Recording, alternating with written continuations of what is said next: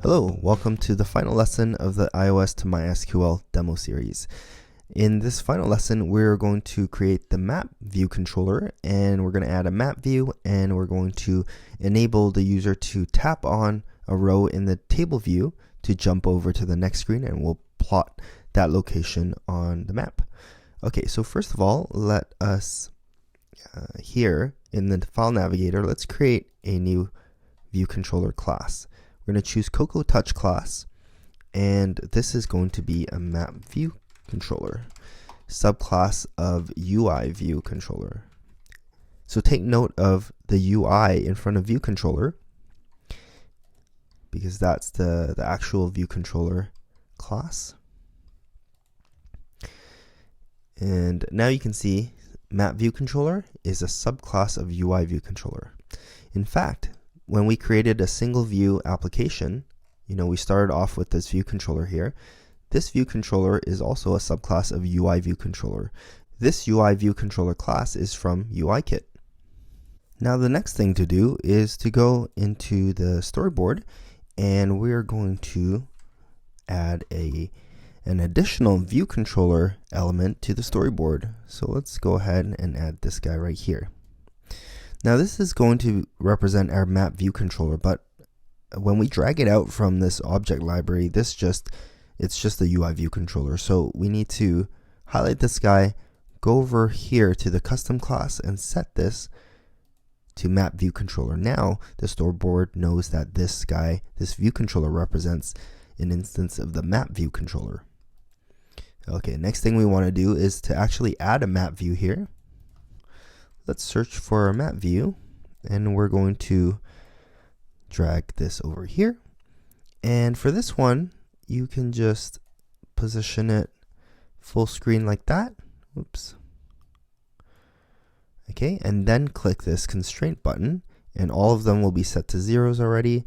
Then you can just enable these 4 constraints and add them, and it'll be like that. Now let's open up Assistant Editor, because we need to connect this map view as an IB outlet property here. So hold down Control, drag it there.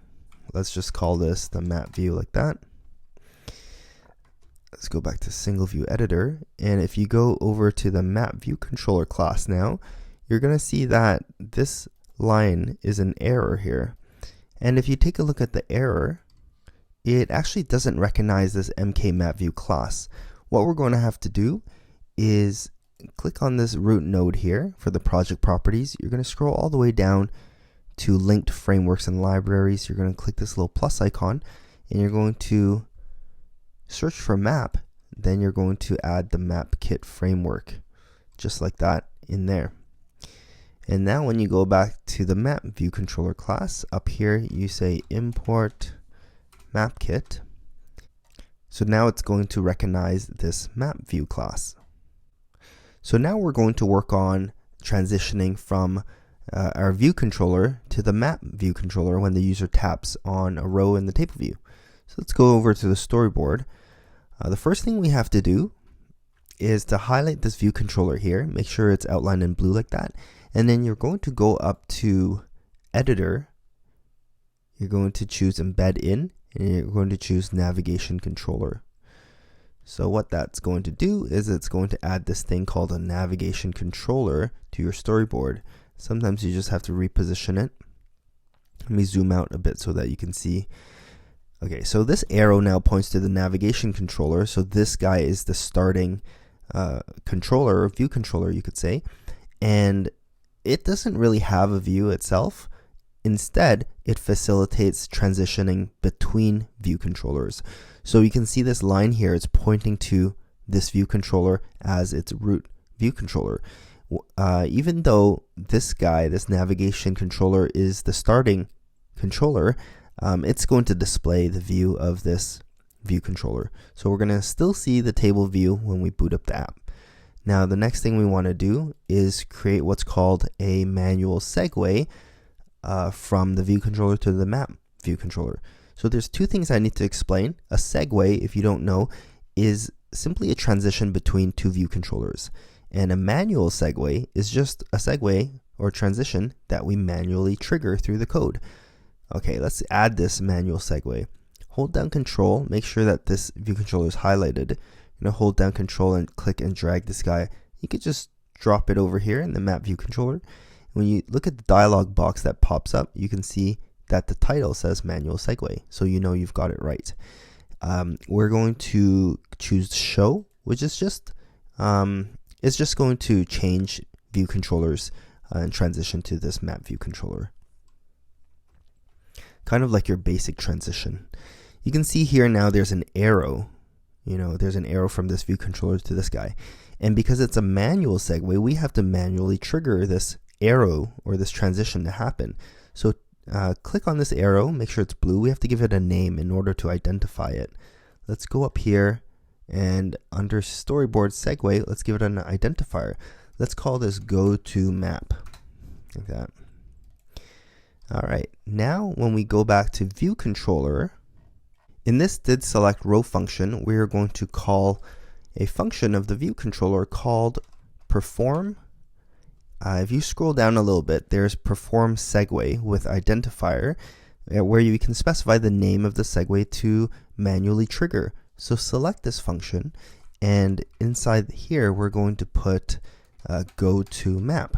Now the sender is the object that triggered this function, and we're going to put self here to identify that the view controller was the one who triggered it. Now let's just take a look to see if this works. Let's run the app here. When we select a row, it should call perform segue, and we should zoom over to the map. Alright, now you can see our two rows here, and there's actually a gap up here. So we can address that, but you'll notice that the view controller has added this navigation bar up here. So it looks to me that there is maybe an error down here. Let's see what's going on here. Okay, so I was going to show you guys this in the video where we were parsing the JSON data, but I didn't want to get ahead of myself. And then after we implemented the table view, I kind of forgot all about it. So now Xcode is actually warning us about this. And it's good because in the past it never warned people about this, and it was something that you kind of have to figure out through experience. But anyways, let me show you what this error is. This application is modifying the auto layout engine from a background thread after the engine was accessed from the main thread. This can lead to engine corruption and weird crashes. Okay, so let me explain what's happening here.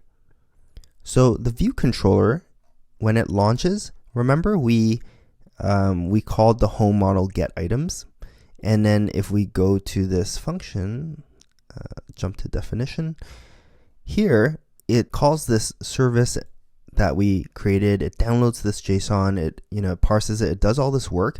I told you it did it in the background as asynchronously, right? That is from here when we created session.data task, and we passed it that URL to do all of this work, and we started the task.resume here. That does all of that in the background. Now when the data comes back, parse JSON, this is still the background thread.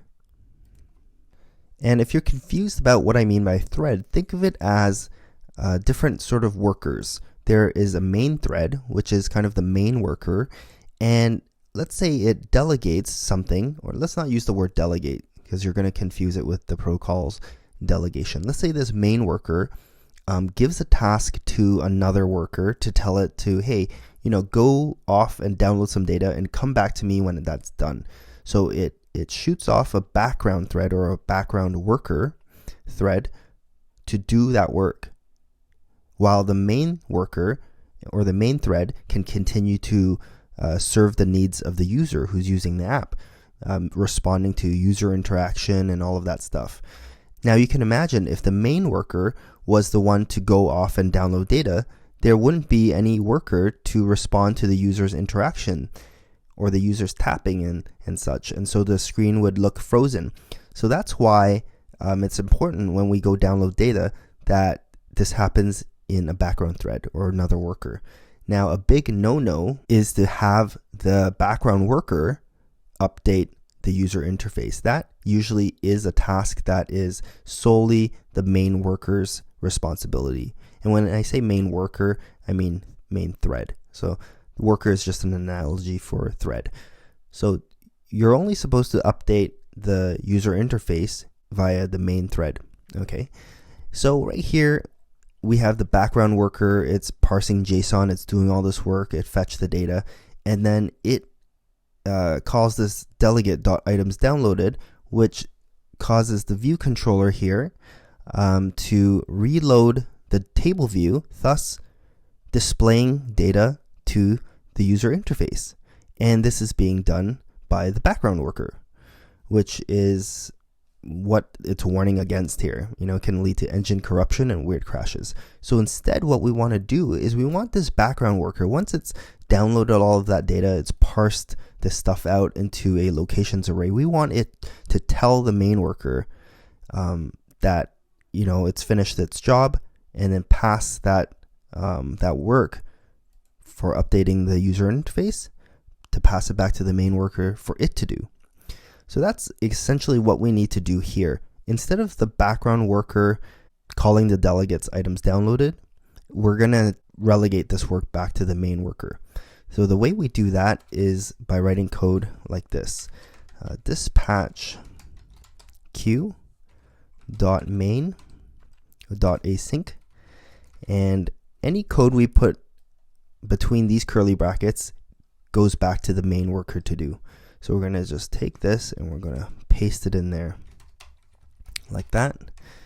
And just like that, the background worker, once it's done all of this code here, it's going to tell the main thread to do this work instead. And so we end up reloading the table view from the main thread.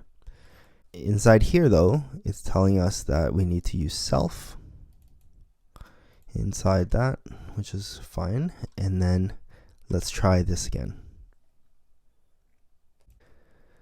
Okay, so this is good.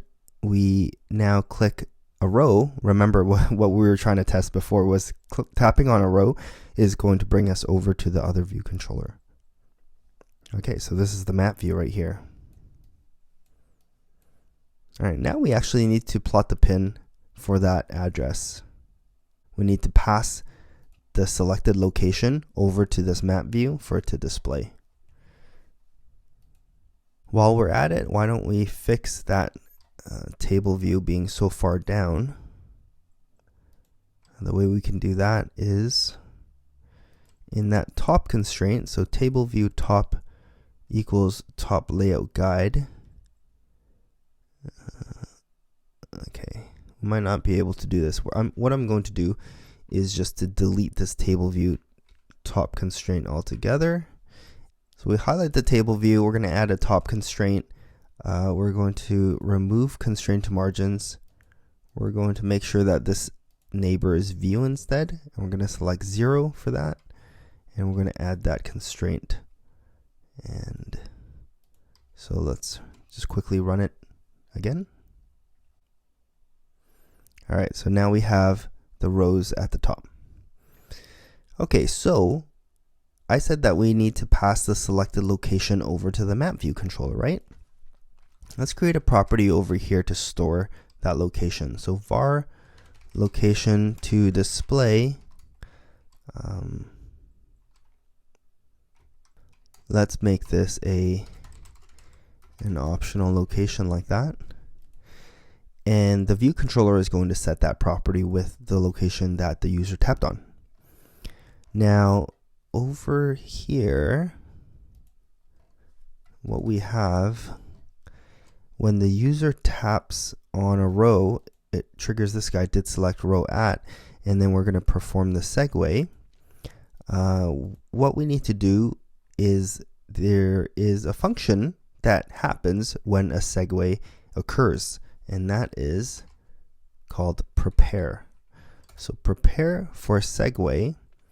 We're going to put some code in here to call. I'm going to move this function up above here because it's not a UI table view delegate method. So when this table view did select row at performs the segue go to map, and that transition happens to the map view controller, this function gets called.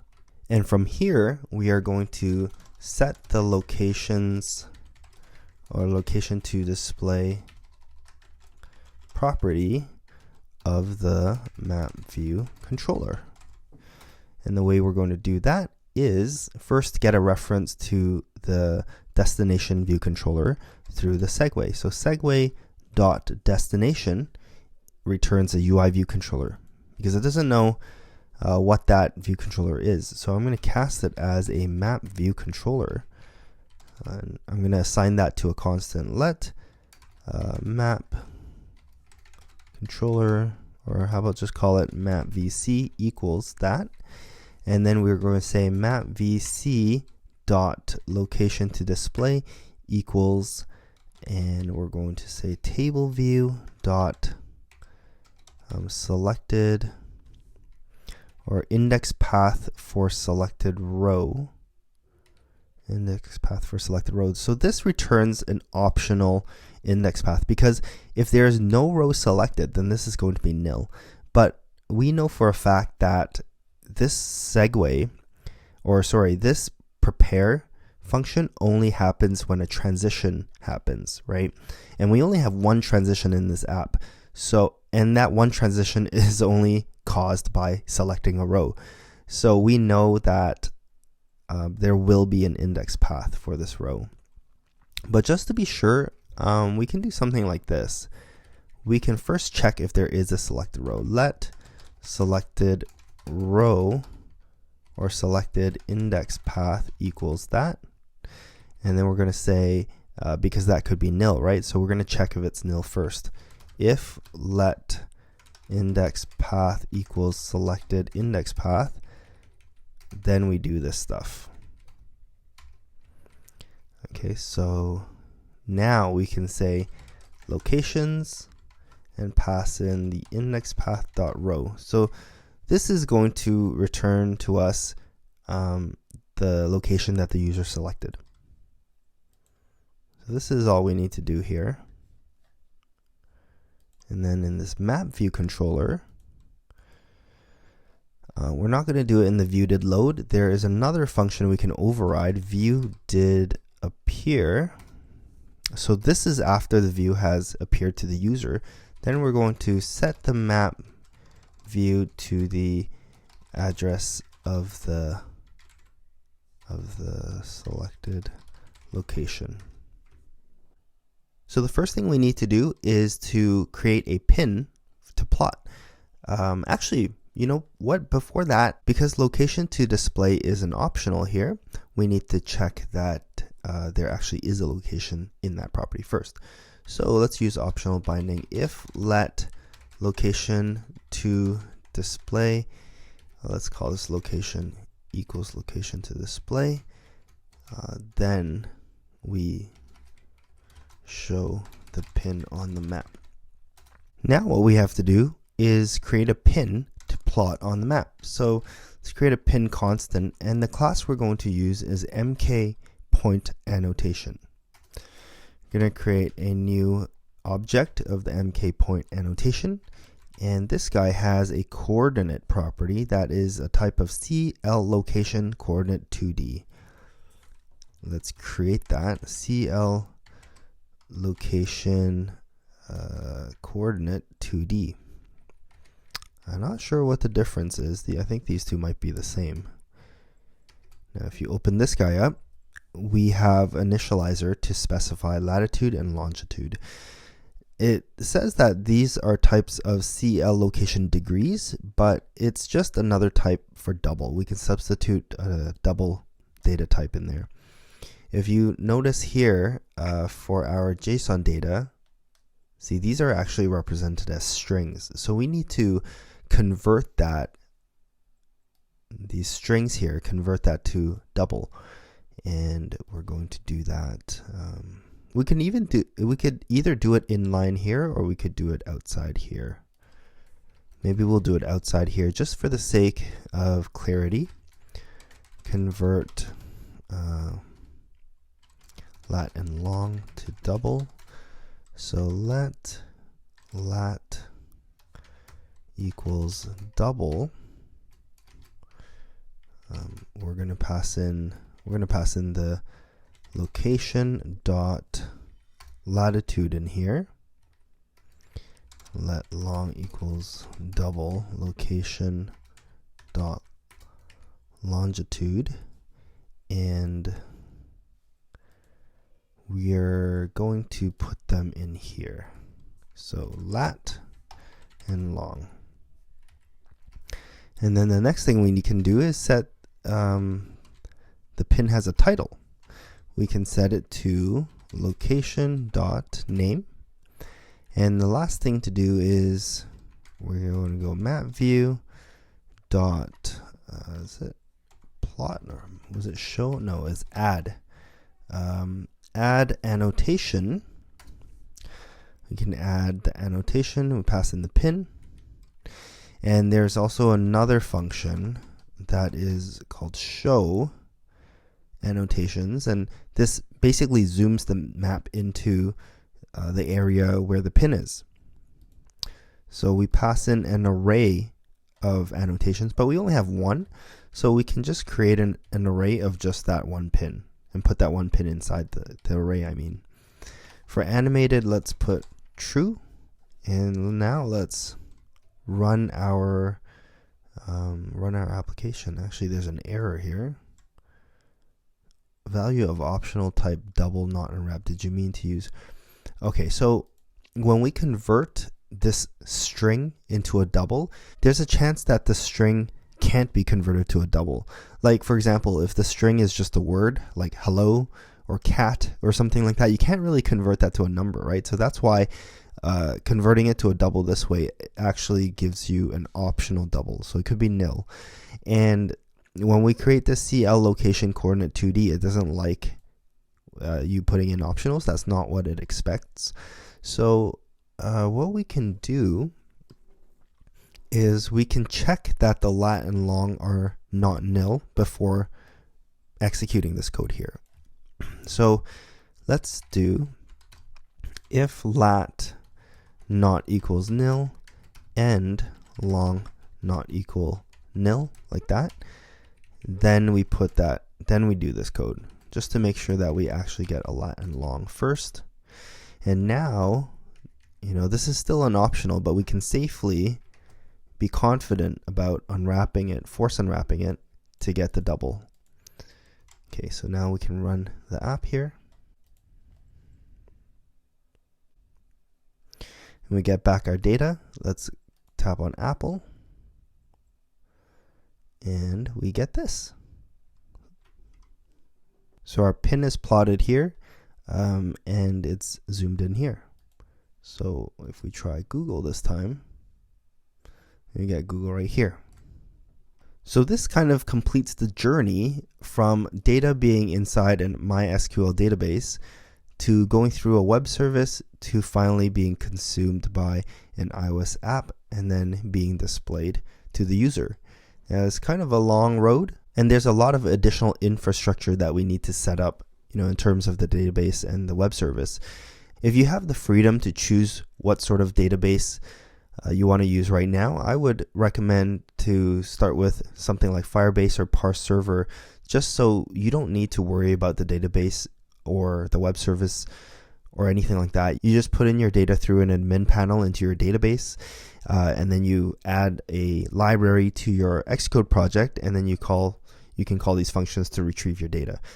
And that's going to save you a lot of time, because what I find most often with beginners especially is that the more you have to do before seeing results, the more likely that the beginner is going to give up and abandon their project without even completing it. So that's why I firmly believe in using something like Firebase or Parse Server, just to alleviate all of that extra work from having to set up the web service layer and the database and stuff like that, and just get your app up and running so that you get a sense of accomplishment out of it, and that's going to motivate you to continue on working on your app. And in the future, if you want to switch out for a different database, you you would have that motivation to do so. And so keeping things simple, I think, is the most important thing here. So thanks for watching, and I'll see you guys in the next video. Oh, and before I sign off, I just want to remind you that you can download the finished project in a link in the description below the video, so check that out. Thanks for watching. I'll see you guys next time. Bye.